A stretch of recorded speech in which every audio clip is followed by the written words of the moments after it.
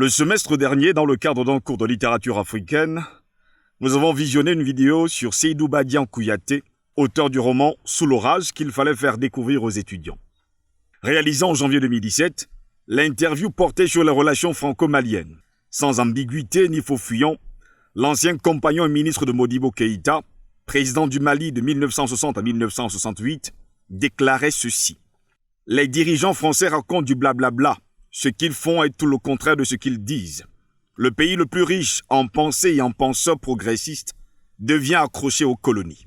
Au lieu de voir l'amitié des peuples, c'est des intérêts auxquels ils tiennent.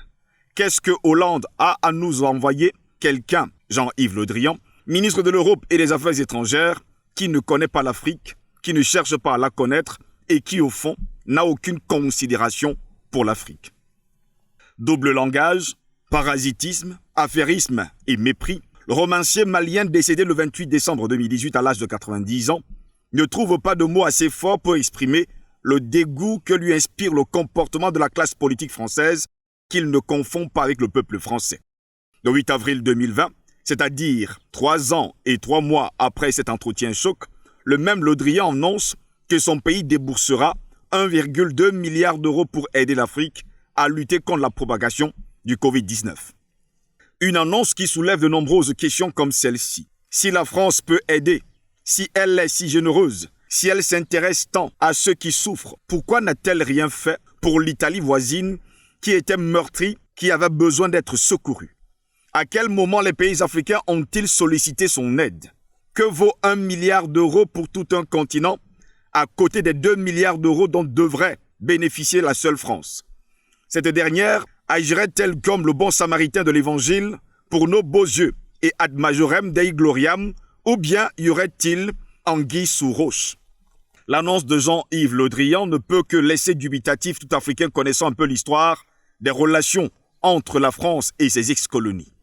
Pourquoi devons-nous nous méfier d'une aide très insignifiante au demeurant dont nous ne sommes nullement demandeurs?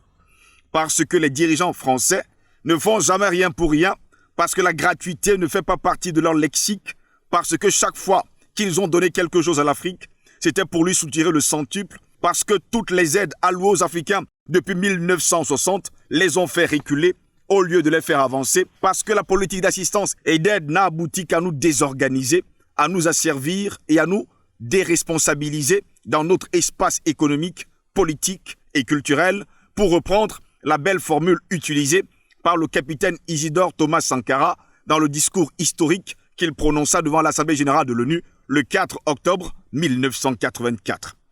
Quand on s'est toujours vanté d'être la 5e puissance mondiale et qu'on est obligé d'attendre des masques de la Chine pour neutraliser un virus qu'on a soi-même contribué à créer, quand on a des hôpitaux en nombre insuffisant et mal équipés, le bon sens, la décence et l'humilité voudraient qu'on ne joue pas les bienfaiteurs désintéressés. Or, la fameuse aide que nous n'avons pas sollicitée, mais qu'on veut nous apporter, est loin d'être désintéressée. Pire encore, c'est un cadeau empoisonné car lorsque médecins et chercheurs auront fini d'éradiquer la pandémie, les Africains seront appelés à cracher au bassinet. L'argent qui leur sera pris d'une manière ou d'une autre servira à renflouer des caisses dont tout le monde admet aujourd'hui qu'elles sont vides. L'économie de certains pays européens, déjà mal en point, a été sérieusement mise à mal à cause de la crise du coronavirus. Cette économie sinistrée, il faudra prendre de l'argent quelque part pour la reconstruire. Et comme nos sous-préfets de président ne sont pas en capacité de dire non à la France comme Sékou Touré le fit en 1958, il est évident que l'Afrique sera ponctionnée ou saignée à blanc comme au sortir de la Seconde Guerre mondiale. L'annonce faite par Le Drian n'est donc que de l'enfumage. Lui et les autres ne sont que des mystificateurs. Il y a toujours chez eux cette propension à s'immiscer dans les affaires des Africains, à leur proposer ceci ou cela, à s'inquiéter pour eux alors que leur propre continent, épicentre de la maladie, est dans la merde et ne sait pas où donner de la tête. Ils sont en train de se noyer et c'est eux qui veulent sauver ceux qui sont sur la rive. N'importe quoi. S'ils ne sont pas mal intentionnés, s'ils sont aussi bons et aussi altruistes qu'ils veulent le faire croire, pourquoi ne commencent-ils pas par augmenter le salaire des gilets jaunes, des infirmiers, enseignants et ouvriers français?